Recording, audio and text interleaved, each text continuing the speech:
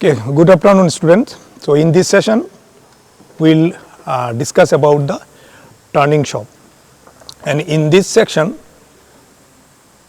the machine which we are going to be use is called lathe machine. So basically in the lathe machine a job is allowed to turn around its axis while performing the various operations, and that is why it is called turning shop. And the operator who operates the machine is called turner. So now let us have a look on a lathe machine. So here you can see in our workshop this one existing lathe machine, you can see this is called center lathe machine. So this lathe machine is one of the very important machine tool in any workshop. That is why sometimes it is called mother of all machine tool also, and that is because of that at first lathe machine was invented and it leads to the development of other machines. So now let us will discuss about some lathe machines. In market you can get different types of lathe machines. So it is called, sometimes you may call engine lathe, then speed lathe, then center lathe, tool room lathe, capstan and turret lathe, then CNC lathe, so on. But most of the machines, the fundamental principle of all those machines are actually similar. Then also sometimes it has been developed according to the different types of machines have been developed according to the utilization of various workshops. So now let us come to the different parts of a lathe machine. Here I will show you the different parts of this lathe machine. Here you can say in the left hand side, in my left hand side, this complete part is called headstock. Fine, this is headstock, and inside this box some gear mechanism is there, so that we can get various RPM whenever we require. By using this lever we can change the RPM. So that is why some gear mechanism is there inside this box, and the main power is actually here for this machine is 3-phase supply is required. Behind this machine, actually I think you cannot see, but inside this box, oh yeah, here one 3-phase motor is there, and that motor is connected with this the spindle of this headstock. And while we start the motor, it will transmit the motion to this spindle, and this spindle is connected with this chuck. This is a 3-jaw chuck. Okay, this is a 3-jaw chuck. Sometimes it may be a 4-jaw chuck, or you can use magnetic chuck also. Basically this is a holding device. So while we have to work on any job, suppose this is one job that has to be fixed on the chuck. Here I think you can come to this side, you can see this jaws. Can you see this thing? I think, yeah. So here 3 jaws are there. You can see this is the 3 jaws are there. So while we have to mount this, we have to use a chuck key. This is called chuck key. That chuck key we have to use here. Then simply just rotate this thing. In the reverse direction, if you rotate this, then it will open. Now simply you rotate in the other direction, so that it will fix the job. So this 3-jaw chuck is also called as self-centering chuck, because while we have tightened this screw, all the 3 jaws come simultaneously. But in the 4-jaw chuck, what happens? Four-jaw chuck is also called as independent chuck, and in that case 4 jaws will be there, and each and every jaws we have to tighten or loosen independently. That's why that's called 4-jaw chuck or independent chuck. And generally most of the time it is better to use 3-jaw chuck, so that you need not to worry about the centering. But in the 4-jaw chuck, the centering is slightly difficult. But that is then why 4-jaw chuck is required. 4-jaw chuck is required because suppose now it is a circular job, but suppose you have a square job or rectangular shape job. In that time you cannot use this 3-jaw chuck. In that case you have to use 4-jaw chuck. And another advantage of 4-jaw chuck is that suppose you have a big job, because in that case it will hold only in 3 places, but in 4-jaw chuck it will hold in 4 places. So that will be rigid one. That's why sometimes you have to use 4-jaw chuck. But for a small job and for your practical classes, most of the time we will use 3-jaw chuck only. Then we will come to the right hand side. This is called tail stalk. This complete part is called tail stalk. Here you can see this is inside, this is coming out, this is called sleeve, and inside the sleeve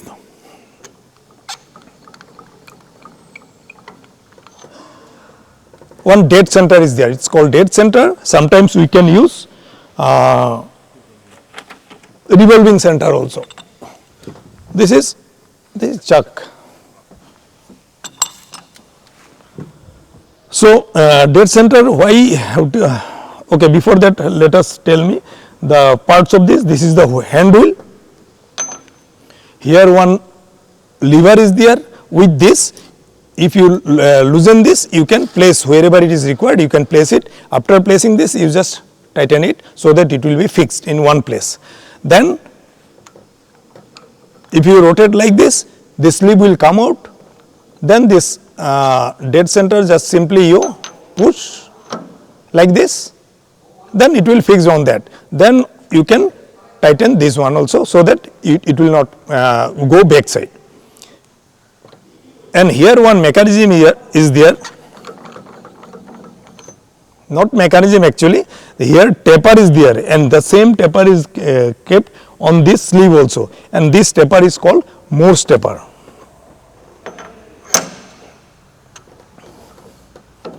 So while you have to machine a long job, at that time generally we give support from back side also. For that reason this dead center is being used, and this is called dead center because these will not rotate, it will just give a support.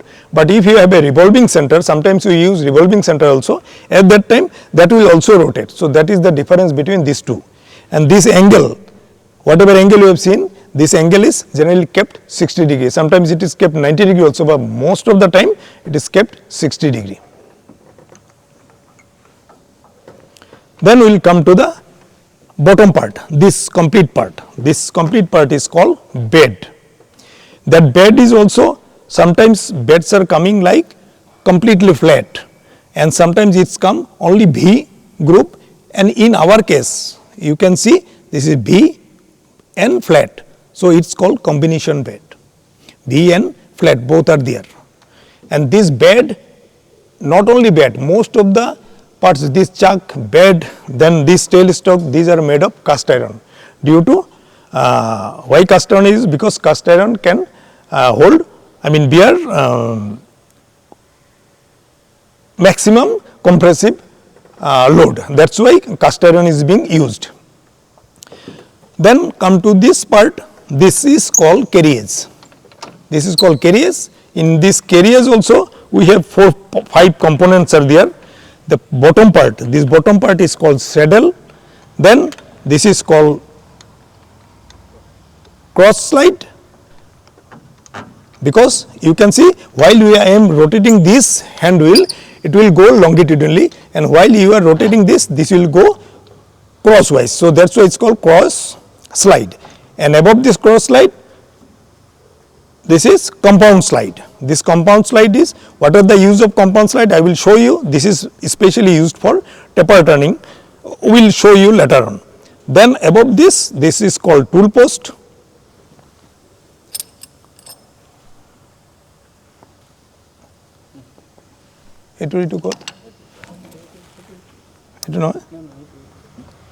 Okay. So this is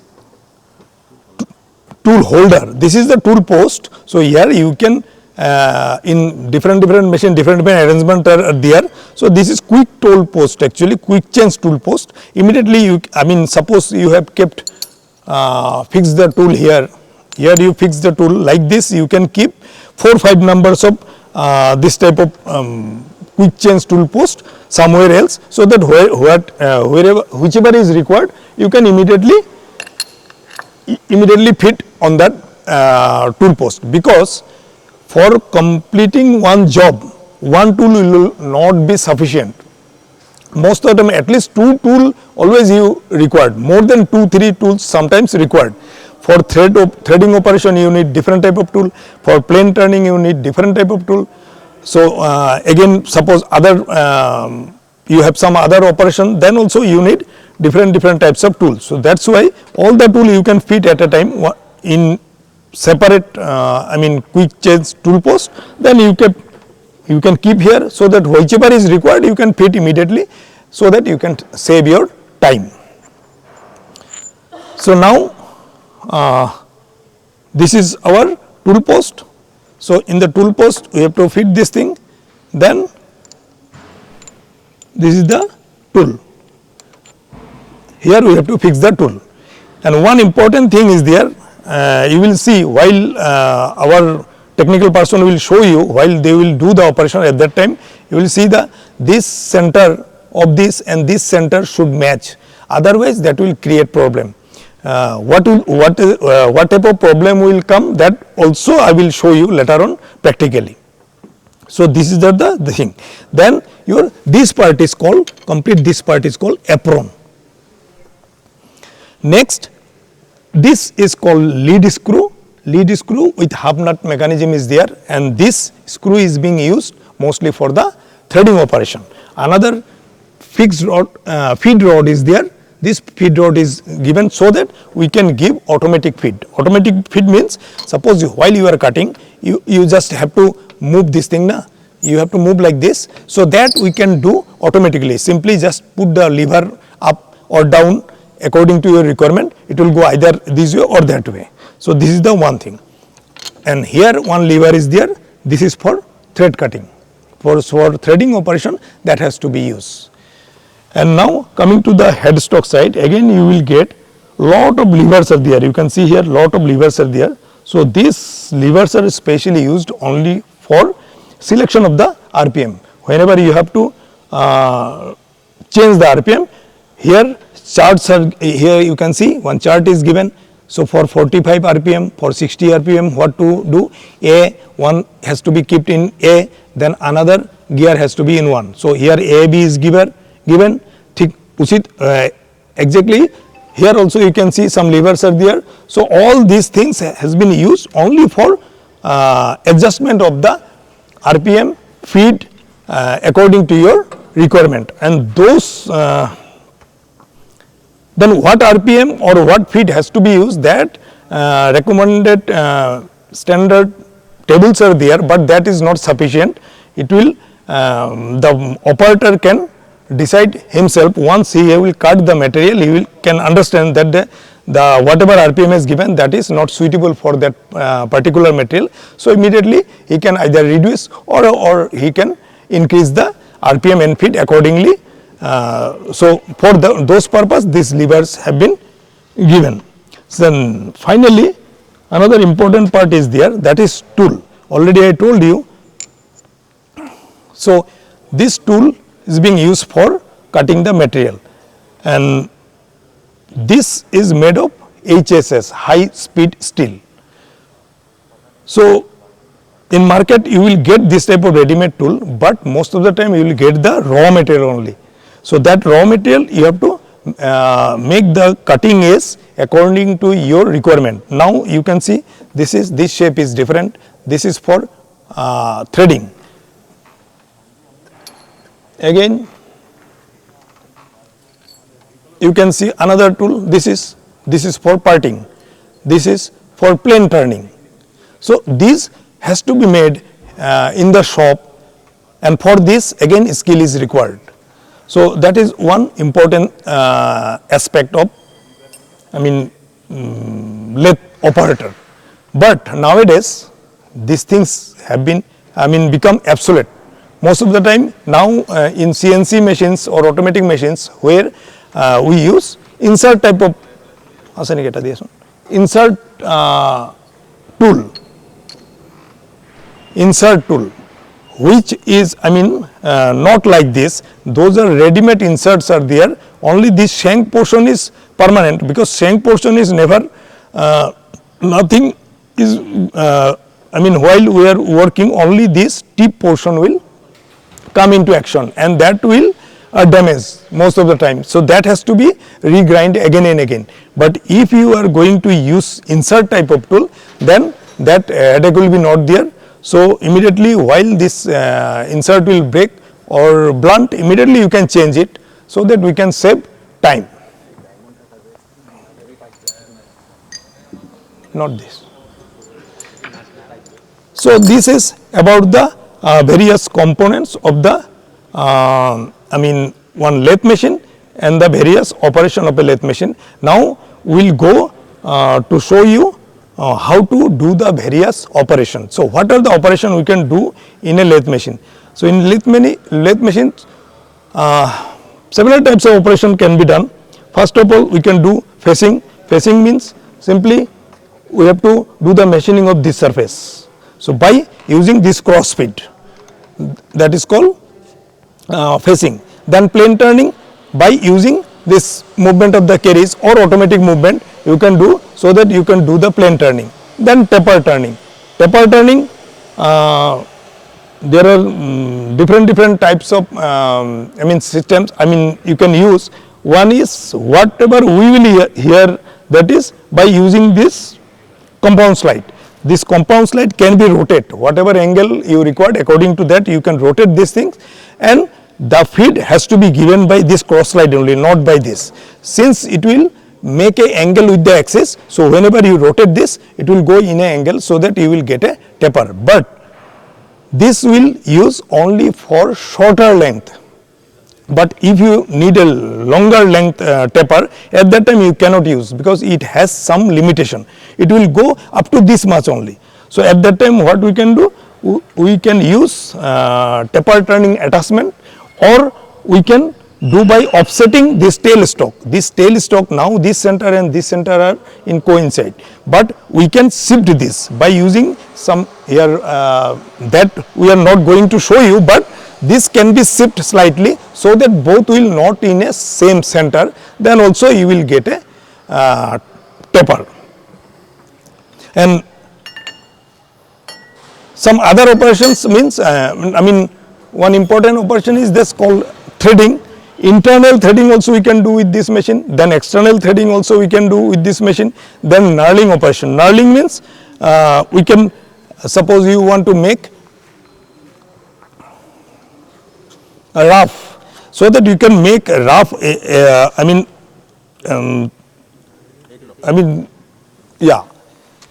yes, you can see here you can see this type of thing we can make, and this is called knurling operation, and this is given so that easily we can rotate it. We can get a rough surface, so that easily we can rotate it.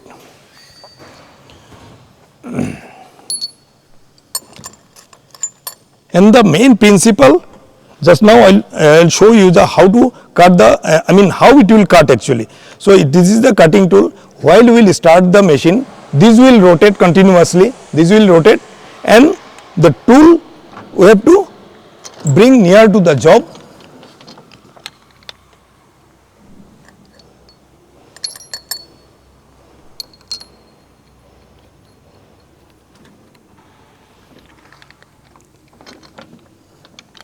Like this. Now it is in a I mean in rotating condition it will rotating, and this depth, how much you want to remove the material, that depth you have to give using this, then simply you move this one. So due to the I mean friction between this cutting tool and the job, the material will remove from the top surface and the diameter will be reduced. During this cutting operation we use, because due to the friction heat will be generated, and this heat will blunt your tool. To reduce this heat we generally use coolant from this I mean one sump is there under this machine, one tank is there, I mean one sump is there where we keep some coolant, and from this by using a small pump we have to pump the I mean water through this pipeline. But this is not as ordinary water. If you use ordinary water, that will damage your job. It will get rusted later on. So what we do, in market different types of cutting oils are available, that you have to purchase from market, and that has to be mixed with water, and then this water with those soluble cutting oil mixture has to spray while you cut the material. Okay, is it bond kora?